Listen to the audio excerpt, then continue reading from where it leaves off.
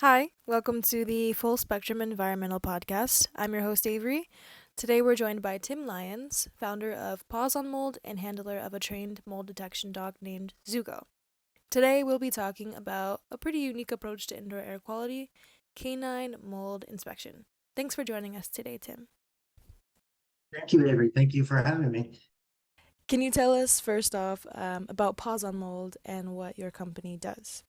Sure. Paws on Mold is a canine mold detection company.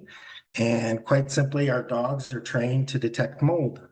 So we go into homes, businesses, your boat, your RV, and the dog is able to search the entire home, living space, and search for mold. And it's a pretty niche area, so could you tell me a little bit about what inspired you to get into this line of work, or how did you fall into it? Sure. So I think there are a couple reasons. First was my own personal experience with mold and the battle I went through when my son was a year old. And so for the first year of his life, we were in and out of the ER. Jack was diagnosed with asthma. They put him on Pulmocords and steroid breathing machines every night. He had very bad wheezing and coughing and such. And we took him to many specialists and they diagnosed him with asthma. And it wasn't until bittersweet that we lost our home to Hurricane Wilma in the Keys, and we lived in a brand new FEMA trailer. And within the 3 weeks of living in the trailer, my son's symptoms completely cleared up. And since that time, he hasn't been on medicine for any medicine, any allergy medicine, or any steroids or anything like that. So that's something that's kind of stuck with me. Now, this was 20 years ago. And my career took a different direction, but over the last few years, I got involved with this. And the other side to it is just my passion for dogs.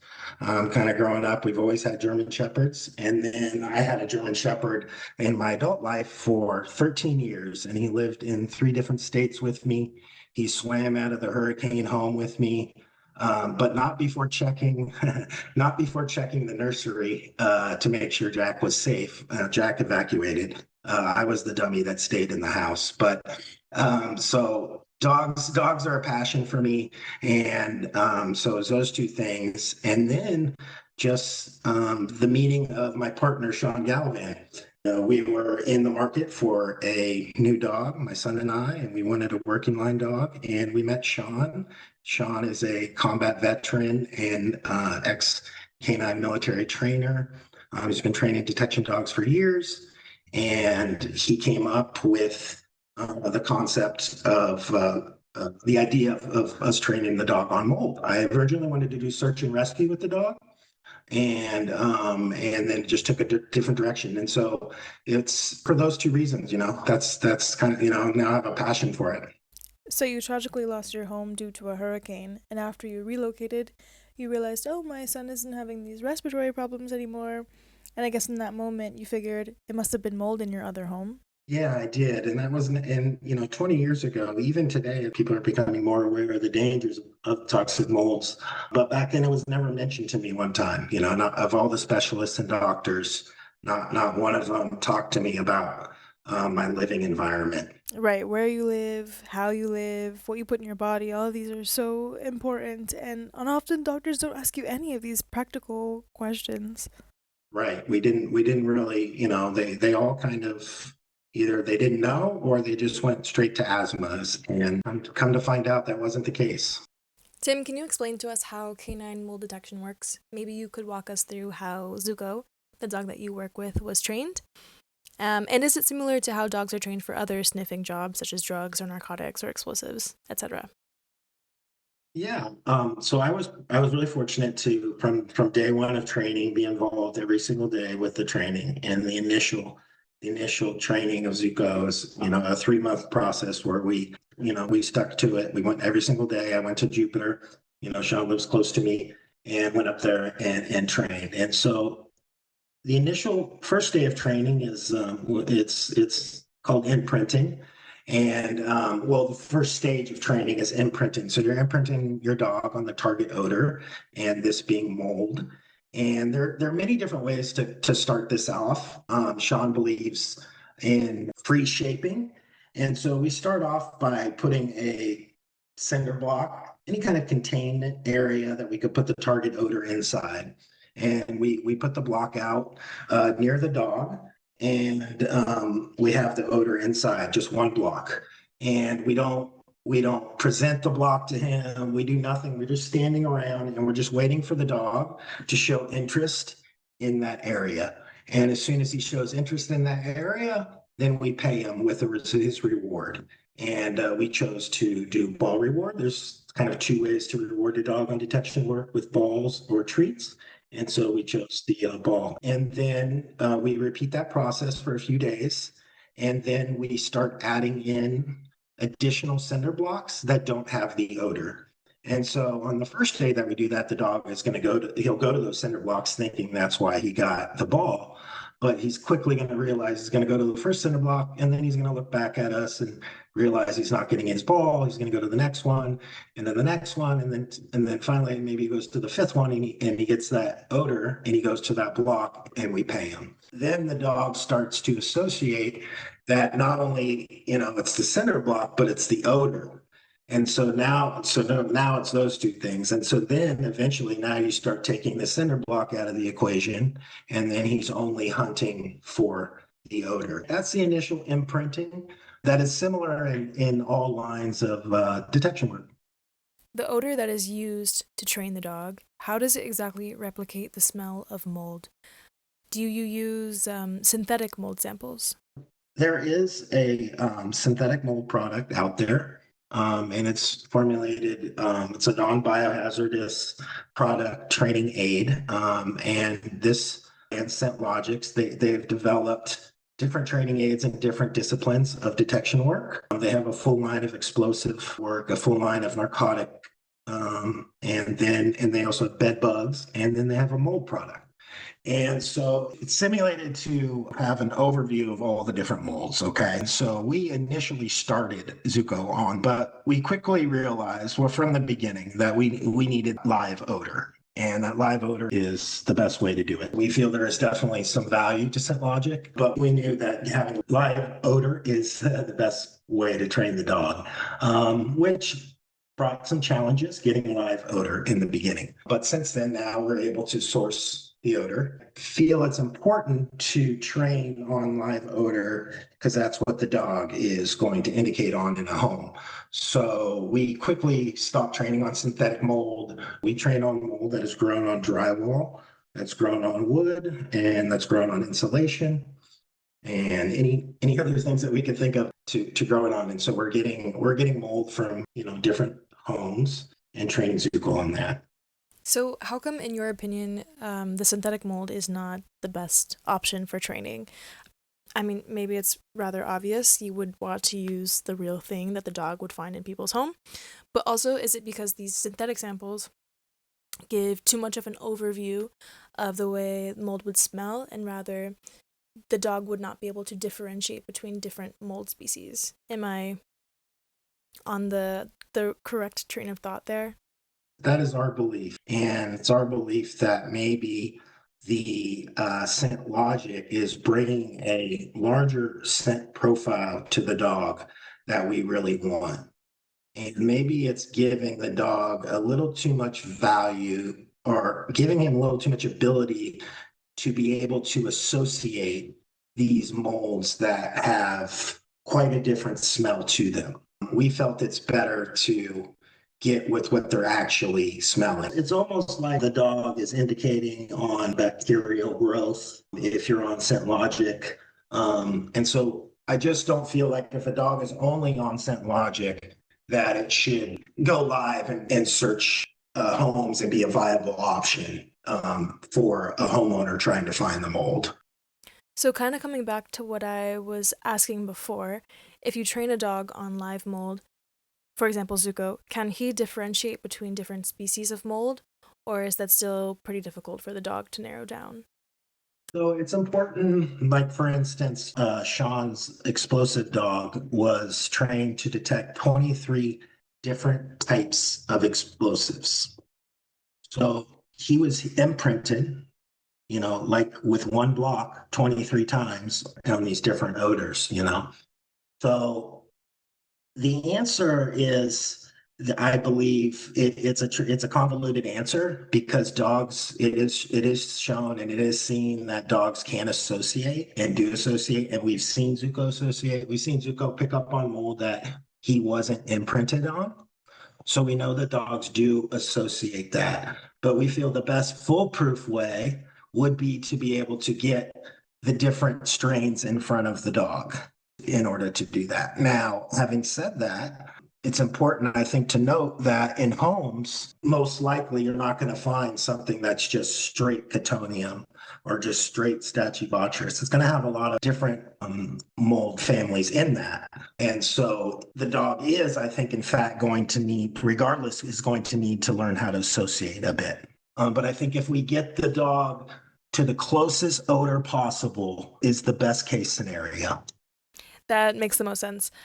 I don't know if we mentioned it yet, but Zuko is a German Shepherd. And Tim, could you tell me why a German Shepherd, or is there a dog breed that is preferred for this line of work? There are certainly some preferred breeds for detection work, absolutely. And those tend to be dogs in the herding and sporting groups. But of course, German Shepherds have been working dogs for many years, right? And so they're really great because they're versatile and can do a lot of different things, and detection being one of the great things they do. But small dogs make some great detection dogs as well. Beagles are very good. Springer Spaniels are very good. Yeah. Labradors. In fact, we are right now in the process of getting our third dog, which will be a Labrador. And so we're excited about that. But German Shepherds has just always been my favorite, and so that was definitely going to be my choice. Right now, we're training RJ, Rocco Jr., which is Zuko's brother, and so he'll be ready in a few months now. And then we're about ready to source the Labrador, and we're really excited. And we're bringing on a new team member. He's a master sergeant in the Air Force, and he's been working and training canines for many years. He's going to be searching homes in the Tampa and Orlando area. Okay, so maybe breeds can have some importance, but it's more the training that is the key. Can you tell us an instance or a situation where this kind of canine mold detection is particularly useful or particularly valuable? I think there's a few different circumstances on why we get called in as we become more aware of the dangers of mold. And I think people are starting to be more aware of their health and what has caused that. And mold seems to be, they say up to 20% of the population is affected by this. And so we get a lot of clients with severe, whether it's Lyme disease or Sears or these, other autoimmune diseases. And so a lot of our clients are very sensitive. And so they want to find all the mold in the home, whether, of course, the toxic mold in your walls and in your ceilings is the really bad stuff. But some of these folks, even your common molds, can not sit well with them. And so the dog is able to find surface mold as well as the building mold, water damage mold. And so a traditional inspection, of course, is not going to be looking, in a toilet tank necessarily, in your front load washing machine and some little areas that aren't potentially going to be causing a big problem for your home. But some of our clients are very sensitive and want to know about these. And so the dog is able to pick up on surface mold. So I would say that would be one big thing. I think that the second thing, which I think brings value to the inspectors, and we hope that continues to grow, is the fact that the dog can detect dry mold. And so if somebody experienced a water damage in the past and it got dried out, and they think everything is fine because on the inside in their living space that drywall looks great, but was actually enough water moisture there for a few days and started to grow mold and then dried out. And so that mold is dormant. However, it has residual mycotoxins in there, but can easily become, with the right environment, can easily recolonize and start to grow more. And so the dog is able to detect dry mold, whereas sometimes, well, of course, the moisture reader is not going to detect that. And so then they would go to thermal imaging, and that is sometimes challenging because you don't know what's behind the mold. It could be looking at what they think could be mold, but it could be pipe, it could be something else. So um, that's where we're thinking the two main values that the dog brings. And then, well, actually, the third is the non-biased approach. The dog just wants his ball, so he just wants to go in and get his ball, and so he has no skin in the game. Right. The non biased approach is definitely a value worth mentioning. But also, if it's a huge building, the dog can be quite useful in terms of time management. Yeah, I think so. I think that's an area that is yet to be fully tapped into, but I think that it would bring incredible value to inspectors on very large commercial buildings. I mean, the dog could, search a 10,000 square foot building in an hour or less.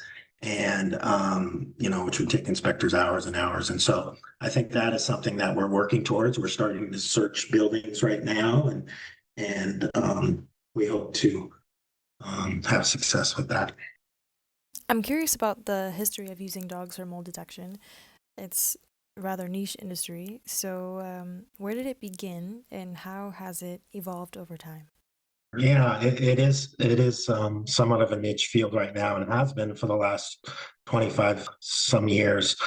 Here in the States, I think it's a little more traditional in Europe. So they are definitely using mold dogs throughout Sweden, Denmark, Germany, have been doing that for around 30 years. In the States, in the early 2000s, it started in the States, and it started by an insurance company actually approached a canine detection guy, and the insurance companies were tired of shelling out a lot of money on these mold claims and having to continue to go back to these houses that they were paying for to get remediated and such. And so they wanted to try to come up with a better way. And so they approached this gentleman, Bill Wistine, and asked him, "Can you train a dog to detect mold?" And he actually has a personal experience, I believe, his family member, and he went through the same thing. And so he started that challenge here in the States. There was a study done in the early 2000s as well at FIU University, and they run a large forensic canine research department, and they're training detection dogs and do a lot of research and studies and proof of concepts on different detection fields. And so they did a study on mold, and they had some pretty good success with that. So, I imagine you'd like to see, of course, more research being done in this field in order for it to continue to grow. But what else would you like to see in the future with this line of work? Yeah, 100%. Well, I would love to have FIU re-participate and get some more studies done. I do believe that there needs to be more research done. I do believe there needs to be, like any field, in any detection field with canines, there's definitely more guidelines for the handler and for the dog, and certification programs that they have to keep up with, as well as canine officers and law enforcement. Those dogs have to continually go and get testing done in order to be able to work on the streets. And we feel it's kind of should be the same way in the canine mold industry. And so we would love to be able to have some guidelines that everyone has to kind of work by to make sure that, the clients are getting taken care of and they have, the best possible dogs in front of them. You mentioned the lack of oversight and standardized guidelines. What else does the industry need for canine inspections to become a more validated, widely accepted tool? So definitely a layered question. There's quite a few things that I think need to happen, but I think it does start with guidelines and certification programs and standards that these dogs, that are, have to be upheld by a third party companies in order to work. So I think that's going to help tremendously. Because unfortunately, with any industry, you have some not so very good people that are putting dogs live now working, and these dogs aren't trained well enough, and it's unfortunate because it kind of brings down the overall industry when this has happened. So that's why I think the guidelines and certification programs are imperative. Number one. Yes, some ethical guidelines on the priority list for sure. 1000%. And I think that's the direction when we took, is that we wanted to make sure that we truly are a non-biased opinion, and we're coming in and we are just letting the next person in the line to take care of the mold know where the area of the mold could be. And we want to have only the dog, the dog is going to assess it. Now, I think it's important that the handler understands building science and understands that, because they have to understand that in order to understand how the dog's alerting. But we're non-biased, and then after that we are handing it over to an assessor. And we recommend to all of our clients that after the dog comes in, that the dog gets validated by an assessor, because an inspection, by a certified mold assessor, and who can write the protocol necessary to perform the remediation. And so we don't want, which is happening unfortunately in places, we don't want the dog to go in, alert on an area, and then go straight to remediation. And unfortunately, like any industry, there's some bad remediators who would just come in and say, you need to rip out this wall, rip out that wall. And because, the dog said, we want, just like the humans need to get validated in the line of remediation process, right? It has to go to an assessor first before the remediator can do it.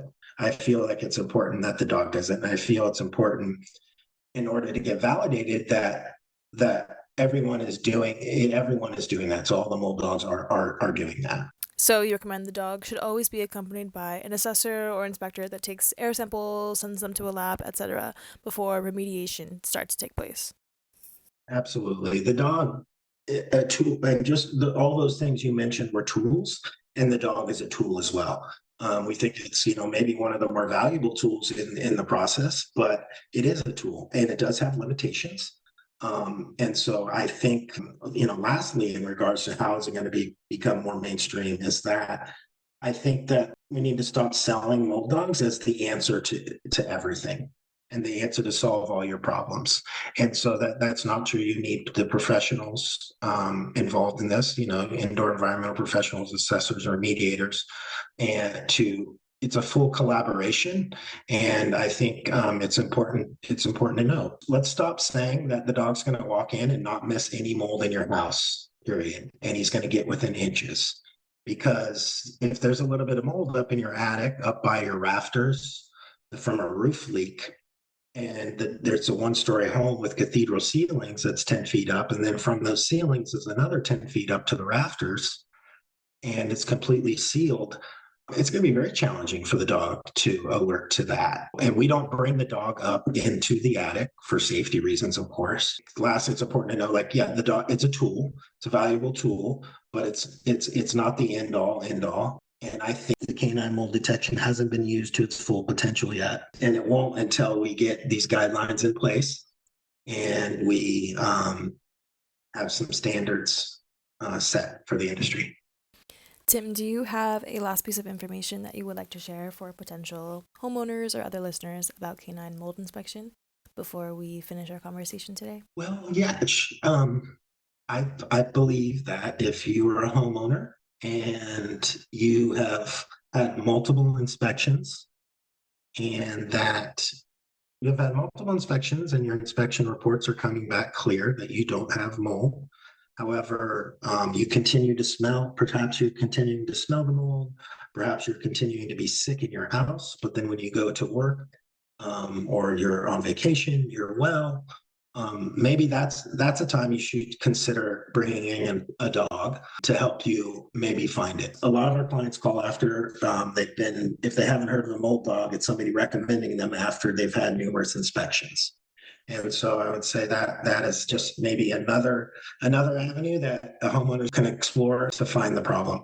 Okay, well, thank you, Tim, for sharing your expertise today on such a specialized field. Thank you so much.